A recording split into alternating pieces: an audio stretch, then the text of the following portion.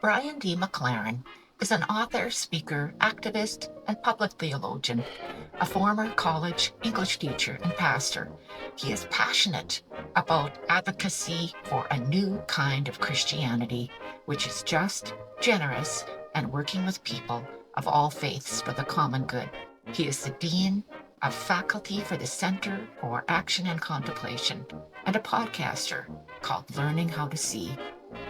He has written many books, the latest of which is Life After Doom, Wisdom and Courage for a World Falling Apart, and his latest release, The Last Voyage, released in July 2025.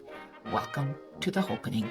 Hello, everyone, and welcome to The Hopening. This is the place where hope is happening, and I'm blessed beyond reason. I have a special guest here, Brian McLaren, who comes to me today from Florida. Welcome, Brian. So good to be with you. We were chatting a bit off camera about the forest fire situation here in northern Alberta. And, Brian, your book, Life After Doom, was not an easy read. It's not an easy book to get through, but it's a good book, and it's a deep book and soulful. And I just thank you profoundly for writing that book. Well, thanks so much. I don't know if I put this in the book, but I think I may have put it at the acknowledgments. But when the book was in a very early draft, I sent it to my editor and said, "I'd like to, cut 15,000 words. Could you help me?" And she lived in New York City, and that was when another round of fires in Canada were bringing smoke all the way across the continent to New York City, where my editor was. And so the week that she was reading the book, the early draft of the book was when that thick smoke was coming through the city, and she called me and said, "Hey, we have to publish this book sooner." So the book has a sort of relationship with wildfires. So yeah. Like, I remember in the book you did say that the publisher asked you to bring the book out sooner than had been expected. And that in itself is not common, right? That's right. Yeah. And apparently she was talking to a lot of the staff, and it's interesting, Fran, there's what I've noticed is people, over 40, 45 or so, closer to my age. I'm 69. I know I don't look a day over 79, but she a lot of her colleagues are younger, and they had their reaction to the book was not like, "Oh, this is hard to read." Their reaction was, "Oh, what a relief. We all know this. It's just that nobody will talk about it." And I think that's kind of the situation in our world. Many of us are beginning to be aware of what's going on, but for certain people, especially younger people, they've been hearing about this really their whole lives, and always hearing we have to act before it's too late, but then the needed action doesn't come. And so yeah, it's something I feel honored that I was able to write about it. And I think all of us who begin to sense, whether very viscerally from living near where the fire is occurring to where I live, where sea level rises is so evident in the Gulf of Mexico. And yeah, we need to talk about this, because on some level, I think we all are coming to know that it's real. And where I am, it's not about sea level. It's about the change in the seasons. Yeah. Because there truly is a change in the seasons. Brian, we did not get any rain here all spring. Wow. We're recording this in the middle of June in 2025, and we didn't have any rain Yeah. till now. So Yeah. that's abnormal. We That's used to so get abnormal. the rains in April, right? Yes. And now not. Yeah. And yet, Brian, there are still people that say the climate change is not real. Yeah. So in your book, you're very candid about who those people are. Mm, So, before we get to that, let's talk a little bit about your history, because I think your history will play into that. yes. So, you were born in Maryland, right? I was actually born in New York State in the US, but I lived in Maryland most of my life. So, what was the progression? You became an English teacher and then a Yes. pastor Yes. and then an activist. So, Yes. let, tell us a little bit about that progression. Sure. Well, I grew up in a very, very conservative family, which had a conservative Christian family, very devoted, very loving, kind people. They weren't the kind of people who, have an insurrection at the Capitol. They were very, very quiet, good neighbors, kind, compassionate people. Um, but we were taught from our kind of theological framework that the end days were upon us and God was going to destroy the world. And which I know to some people sounds absolutely incredible to hear somebody say, but there are millions and millions and millions of people for whom that is the way they're raised, to have this expectation that there's not much of a future ahead. And what I think that does in relationship to caring for the earth is it gives people permission to say, hey, it's like a going out of business sale. The world's not going to be around much longer. We can take whatever we want. We don't have to think long term. I was not interested in that form of religion. I was kind of on my way out. I ended up having kind of a spiritual experience when I was still a teenager that kept me on a spiritual path, but less uh, connected to that form of religion that I had been born into. I, I think I became an English teacher because in my religious background, we were taught to read the Bible very, very carefully, to look at every word and take every, nuance seriously. And that served me well for studying literature. The difference was when I studied literature, my English teachers didn't say there's only one meaning and you have to get it right or we'll torture you forever. But so I felt in literature, I was invited to search for meaning wherever that search would take me. And literature wasn't imposing an answer on me, but it was letting me go along with the thoughts of other people who've wrestled with some of the deepest and most important questions we can ask. And so I became an English teacher, but my kind of spiritual interest continued. And I was part of a group of people who started a little experimental church near the university where I was working. And that little group ended up becoming a church. After some years, I left the pastorate. I left the university to work as a pastor and ended up doing that for 24 years. During that time, I started writing books about my own questions and struggles and curiosities, and that's what led me to, when I left the pastorate, to continue writing and speaking. Well, some of these books, Brian, The Great Spiritual Migration, The Mm, Road that We Make the Road by Walking, Naked mm, Spirituality. mm. Uh, and then we get to Moses, the Buddha, and Muhammad, and then a new kind of Christianity. There's Yeah. definitely a shift there. Yes. Right. Why did you leave? And I mean, from what I've read about you, it sounded like the religion that you were born into was hardcore.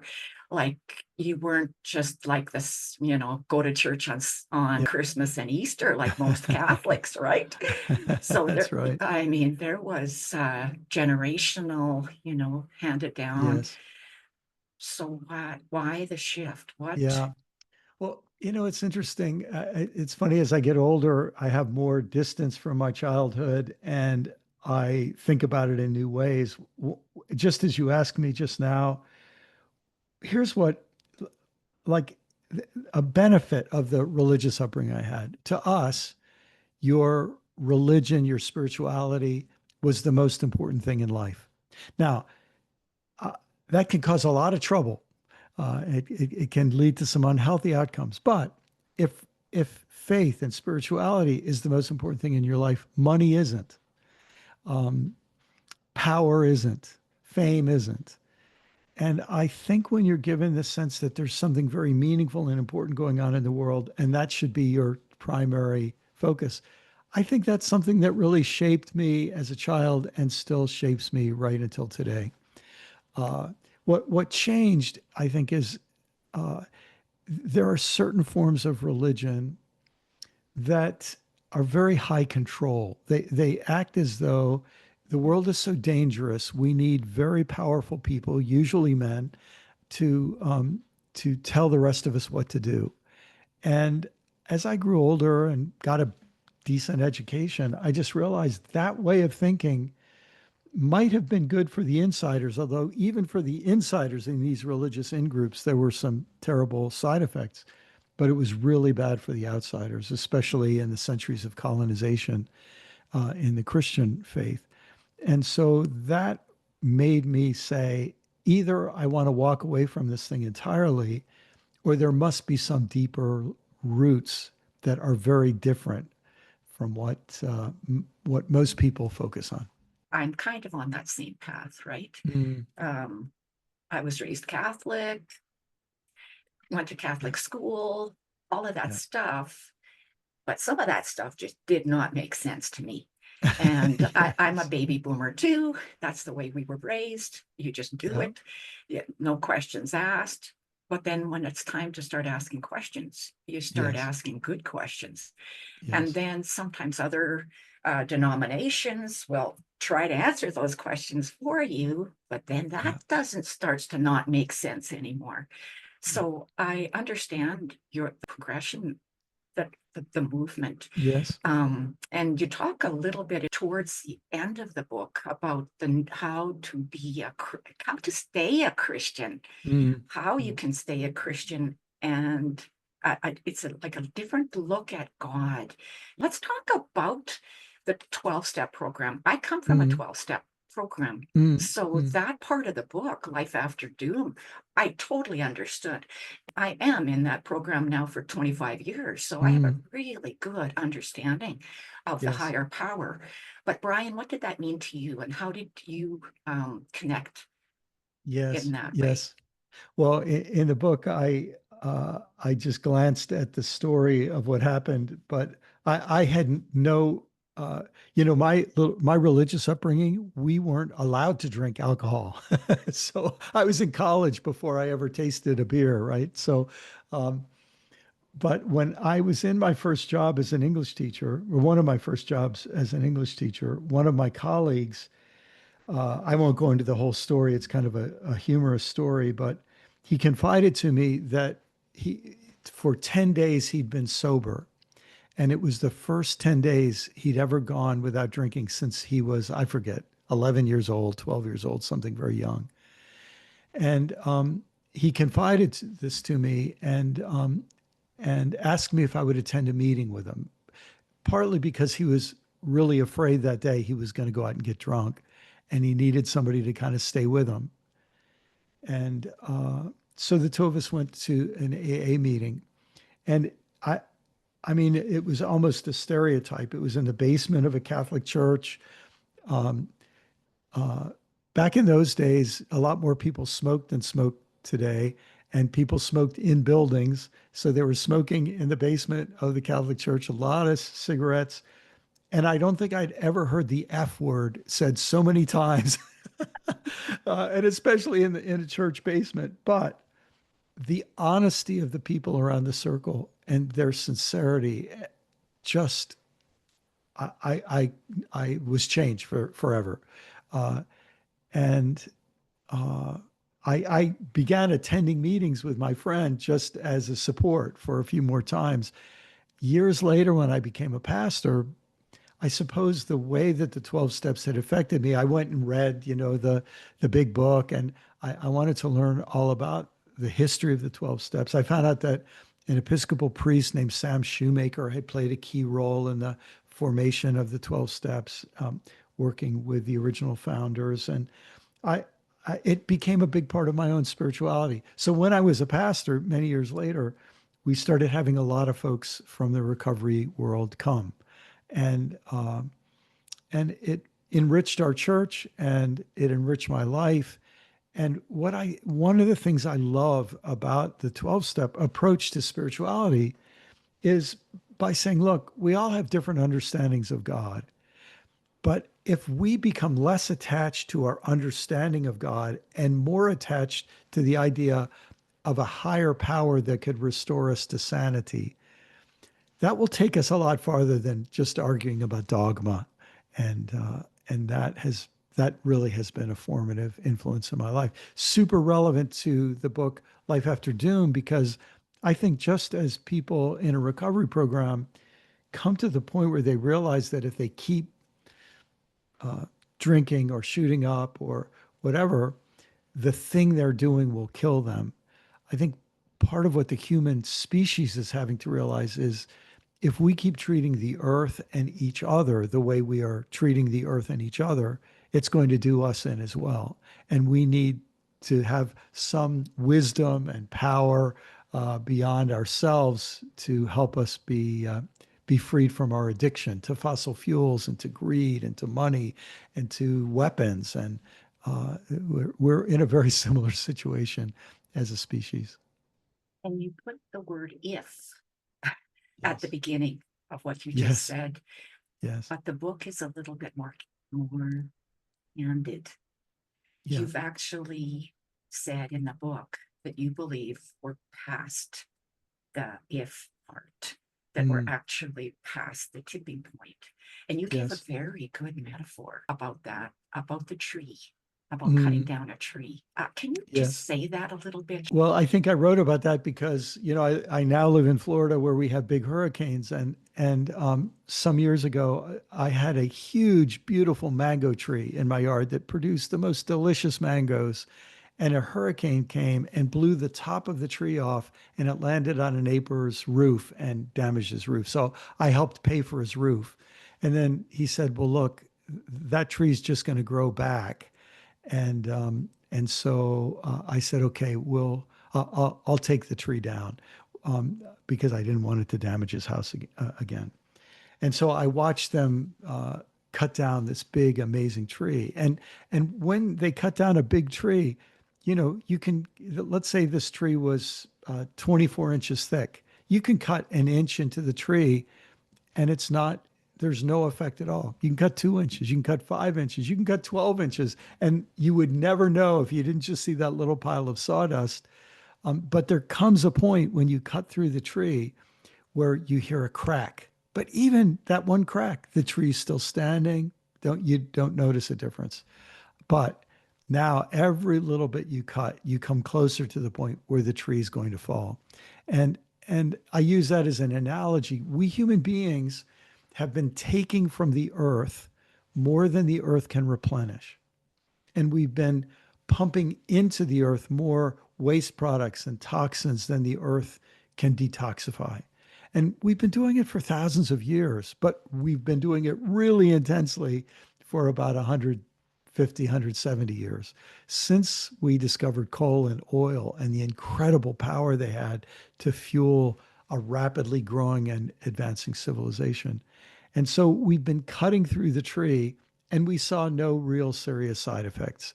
But now we're reaching that tipping point where the side effects are compounding, and so what I feel is that we are past the point when we aren't at the point where we say we better act or there'll be serious consequences. Now the question is, there are serious consequences. How much worse are we going to let it be before we finally act um, in the way that we need to?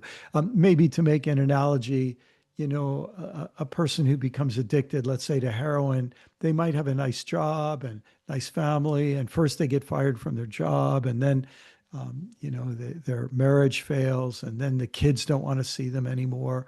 It's the consequences accumulate, and we have to decide: is this bad enough yet that I'm really going to pay attention to the causes of the problem? Yeah.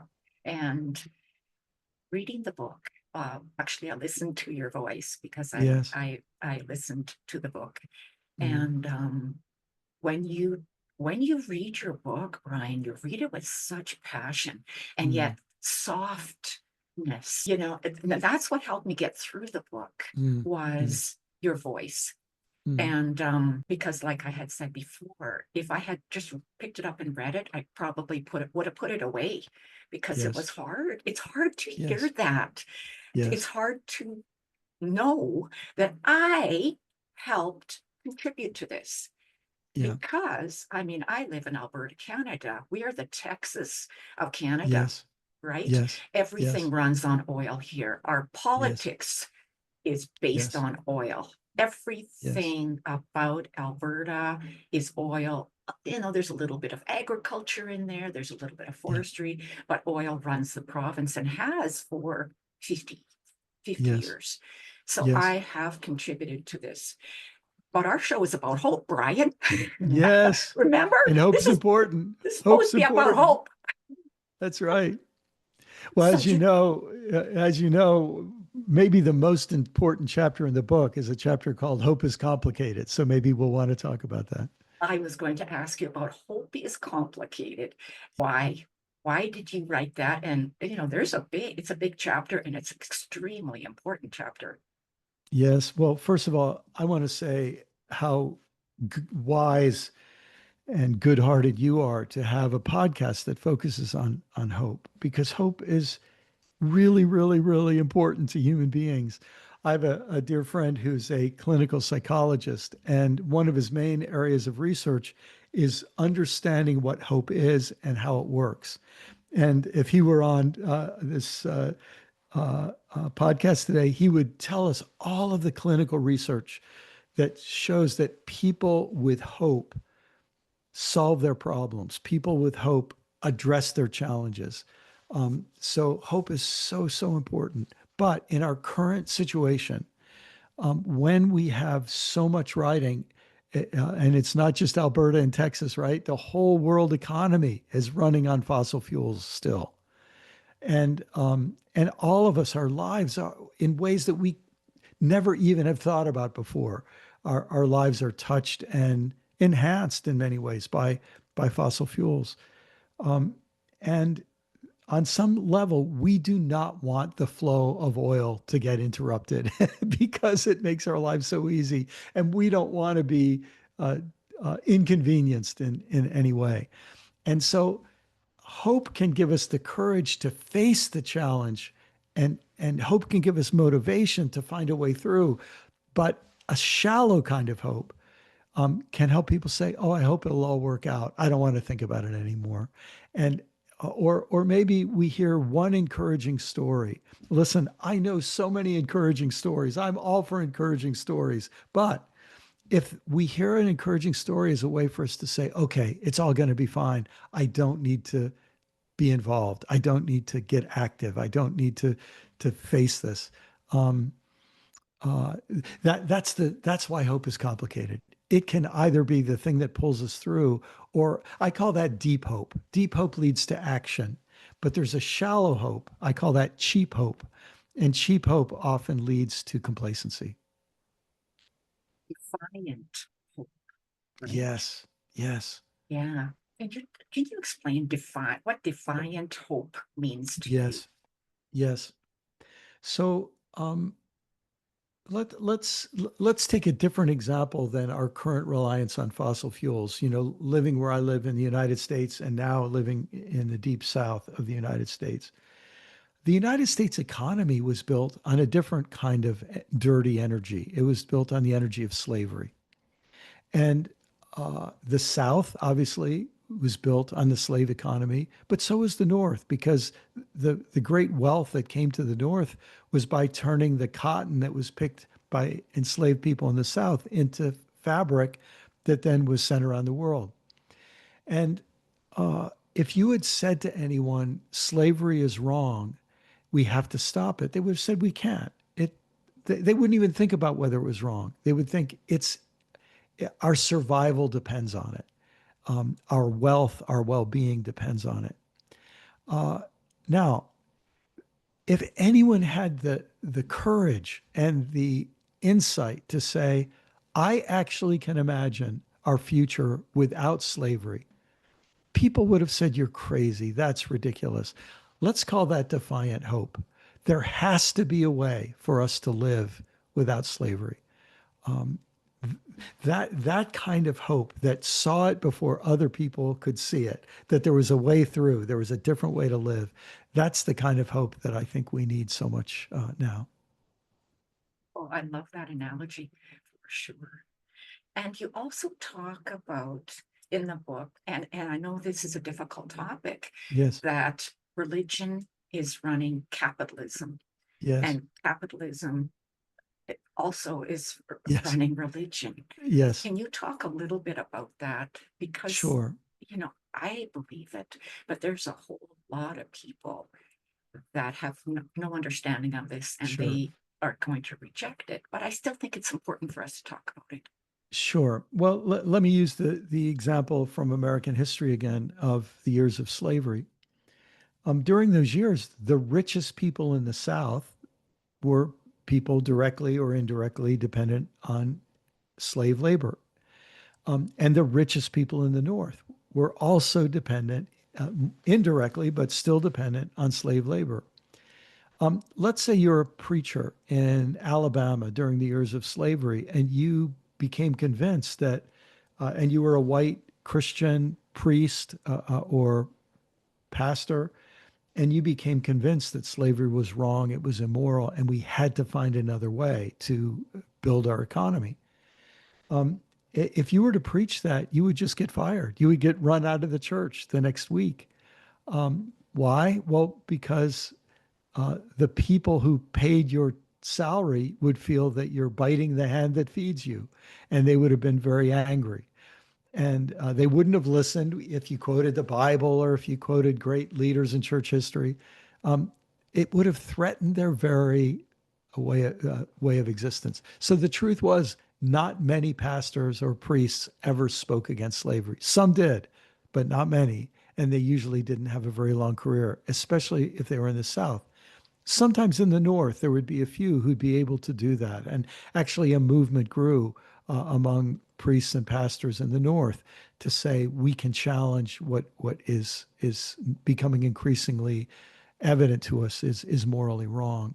And so they in a certain sense they had to build momentum, and it took a long time. And there were a lot of years of people having the courage to say we that this is wrong, and to be mocked and insulted and called names. The word abolitionist was not a badge of honor. It was a word like extremist or leftist or socialist or something like that in today's world. But this moral courage of hope to believe that even though we don't know how at this moment, this is wrong, and it must be possible to be more moral in this world than we're currently being, even in our economy.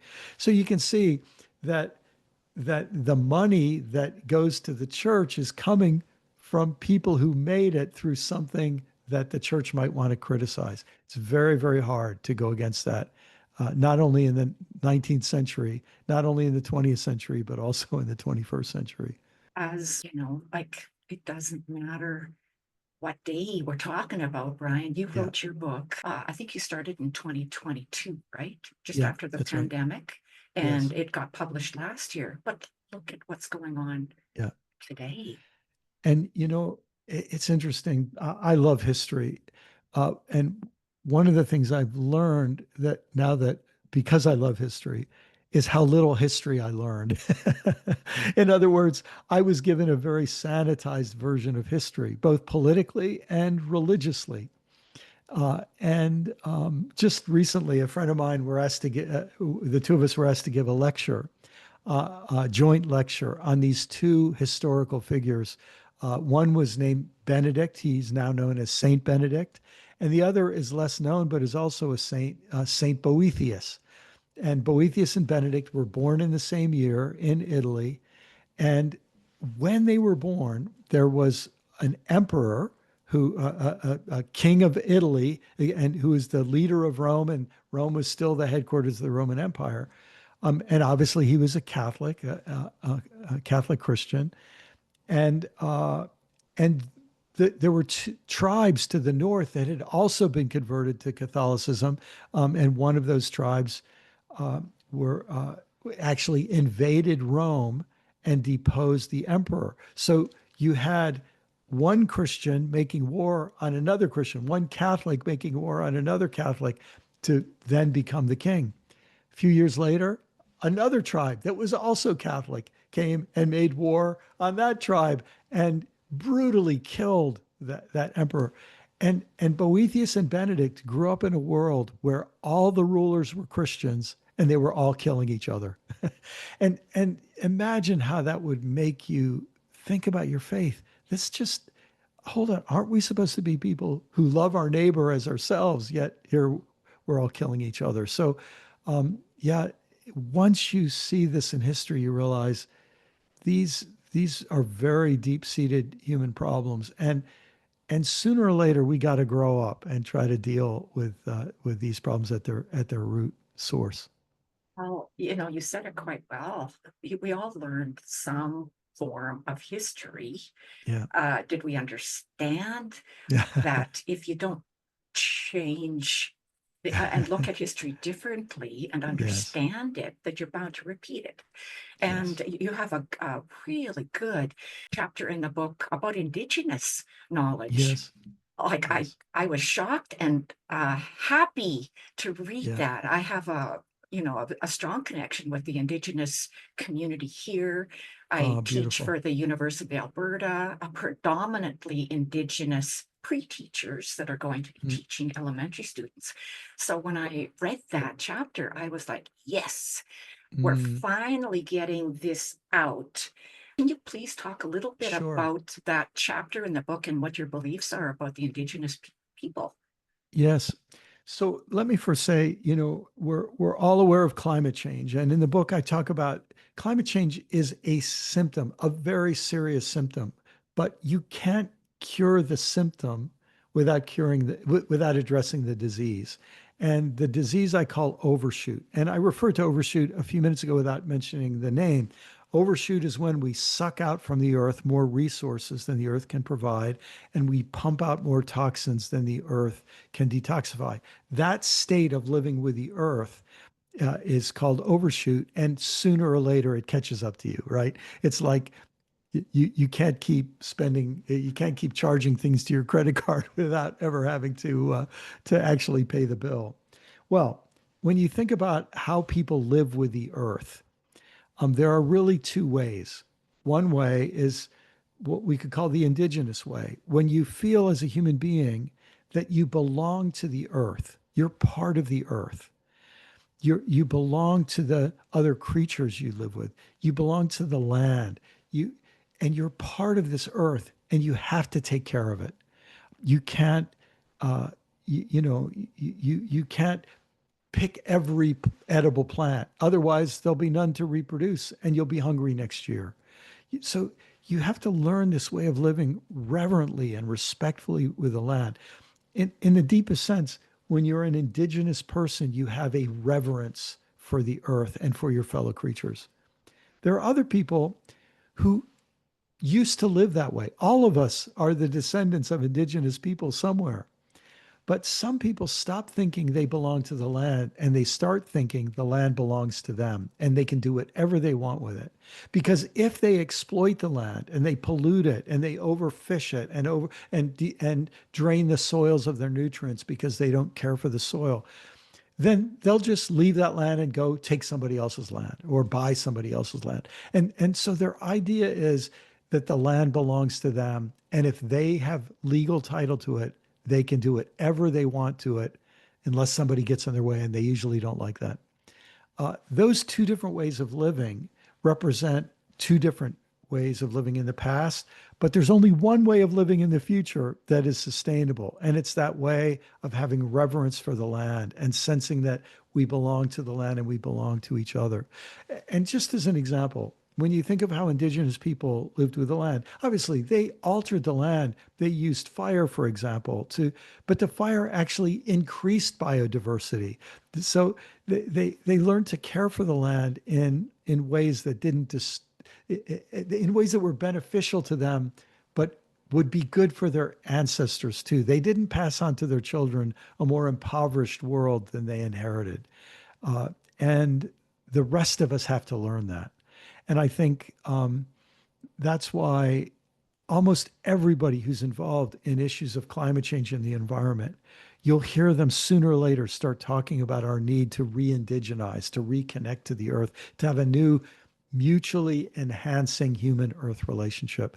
And it was wiped out everywhere on earth where people could wipe out the indigenous people. They did because they didn't understand their wisdom and their value, and they just wanted to steal the land that had been taken care of for so many centuries.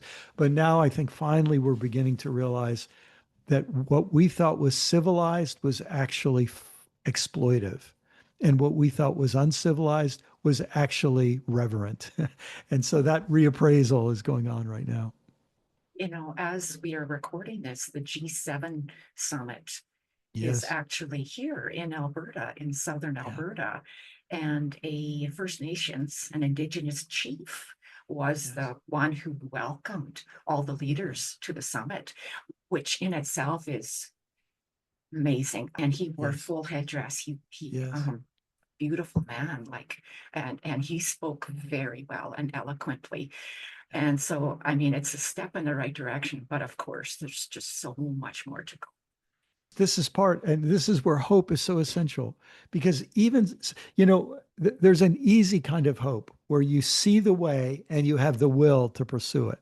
There's an even more challenging kind of hope where you have the will, but you don't yet see the way. But here's the thing, if you have the will, you'll find a way. You'll find the best way you can. And there can be a way, but if you don't have the will, you won't find it. So this is where there's this hope that is a will to do what's right, a will to do what must be done, and that that and I think of the indigenous people who, for hundreds of years, watched other people steal their lands and disrespect them and push them away. They had to maintain their will to live and their will to survive and their will to hold on to the values that they knew were precious and regenerative. And there's a great example of hope right there. In the book, you actually quote, I think it's two different First Nations chiefs, right? The Native Yes. American chiefs. And Yes. it's actually quite profound what these chiefs said. Yes. So this first quote is from Crazy Horse, the Lakota leader. Uh, here it is. Upon suffering beyond suffering, the red nation shall rise again, and it shall be a blessing for a sick world. I see a time of 7 generations when all the colors of mankind will gather under the sacred tree of life, and the whole earth will become one circle again. In that day, there will be those among the Lakota who will carry knowledge and understanding of unity among all living things. And the young white ones will come to those of my people and ask for their wisdom. I salute the light within your eyes, where the whole universe dwells. For when you are at that center within you, and I am at that place within me, we shall be as one. Beautiful, beautiful words. That comes from the beginning of chapter 8, which is called Seek Indigenous uh, Wisdom. And then in the next chapter, I begin with a quote from Potawatomi poet and author Caitlin Curtis, who happens to be a dear friend of mine. The Potawatomi people originated in the Great Lakes region of Turtle Island, which is the indigenous name for North America. We tell stories of Sky Woman who fell to earth from Sky World and created land on the back of a turtle. We also tell the story of original man brought to earth by Gitchimanatu or Munedo, the Great Spirit. Original man walked the earth and named all the creatures living in harmony with all things in the earth. His companion was the wolf given by Creator to help him. Our origin stories come from the land because she is our teacher. So our very connectedness to God, sacredness, mystery, and to our identity is in the land. Actually, I think you referred a bit to Robin Wall Kimmerer, Yes. um, and how Indigenous people did do certain things Oh, to regenerate and yes. renew and keep the land productive as best it could be. Yes. Robin's book is incredible too. Oh So, my goodness, her book Braiding Sweetgrass is just mhm, a treasure. It's just it's a a treasure. treasure. As we were saying, I was a minister for many years. I often say if I could add a book to the Bible, I would add Braiding Sweetgrass. It's such a great book. We talked about letting go, letting be, letting come, setting free. Mm, What can we do if we are truly past the tipping point? yes, And, we don't know where we on don't know. that, where Yeah. it is, but if we really think it's too late, and some people say you should have warned us sooner, right? Yes, yes, yes. Oh my goodness. What can we do? How can, Yes. the fourth part of the book is called Setting free. Yes. Well, here's the thing. When we are free from the illusions that have so much power over so many people, the illusion, for example, that you can burn fossil fuels and there are no consequences. You can burn millions, if not billions of gallons of fossil fuels and there will be no consequences. I mean, what an illusion. What a silly thought. Yet we've been acting as if that's the case for well over 100 years now. Um, when we are free from those illusions, the first thing that we have to let happen, this is where the letting go and letting be fill in. We just have to realize we're going to have a whole new way of thinking, a whole new imaginative capacity. And we start imagining a different relationship with the earth. And then we start imagining different ways of living with each other. And for those imaginations to come, though, the old illusions have to fall away. And it's hard because we're very attached to those illusions, but our vision of the future can become so much better. In fact, since writing Life After Doom, I've been focused on writing some novels, a science fiction trilogy. One comes out next month. It's called The Last Voyage. And and one of the reasons I was drawn to fiction and to science fiction as my next big project is that science fiction is one of the ways that we try to imagine different possible futures. Now, sometimes we imagine dystopian futures, terrifying, hopeless, scary futures, but sometimes we imagine those scary futures to wake ourselves up so that then we can do the work of imagining a better future, a future that you know, might have less material wealth, but might have more quality of life. And I have to believe that a better way of life will, whether it involves more money and more possessions and more square feet of houses and faster cars and all the rest, I have to imagine that way of life is will be a more joyful way of life, a fuller way of life too. No, I think in many ways, my daughters who were in their early 30s, they've figured it out. You talked a little bit Yes. about how not the 45 and plus Yes. age, but the Yes. youngers have been told since they were born, we need to do something differently. That Yes. we Yes. taught them, but Yes. I mean, we're still heading in the other direction. And I think my daughters are much better at just Yes. embracing nature, like just going for the hikes in the mountains and doing the stuff that we kind of wished we did, but we were so busy Yes. working and earning income because that was way more important to get the square footage Yes. than to have that relationship with nature that I think they have now. Yes. Yes. You know, my friend and really mentor in many ways, Bill McKibben, says that one of the greatest inventions of human history was the solar panel. In a way, people, our great grandchildren will look back and say, those silly people, they thought the only way you could get energy was by polluting the air and digging up and mining fossil fuels. Those silly people. It's so much better to just go directly to the sun and use the today's energy rather than getting 60 million year old energy that is harmful to release into the earth. So future generations will get it. And in a way, for every single person who's listening to us have this conversation, every person has a decision. Do we want to be the kind of people that our ancestors, I'm sorry, that our descendants will be proud of?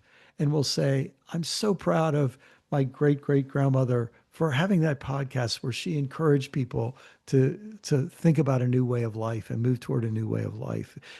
Or do we want to be the people who our grandchildren will have to look back and say, yeah, they were on the wrong side when they were alive. They were on the wrong side of history and morality, and they were on the wrong side of hope. They put their hope in the wrong things. I hope that they do say that. I hope they do. I mean, the Indigenous people understand seventh generation on Yes, both sides. And so they were already thinking about the generations behind them. yes, And that we had borrowed, we're just borrowing this from future yes, generations. I'm super looking forward to your book. However, that your book is based on Mars, right? yes, yes. So The reason I wanted to write science fiction is because science fiction is one of the ways that we imagine different futures.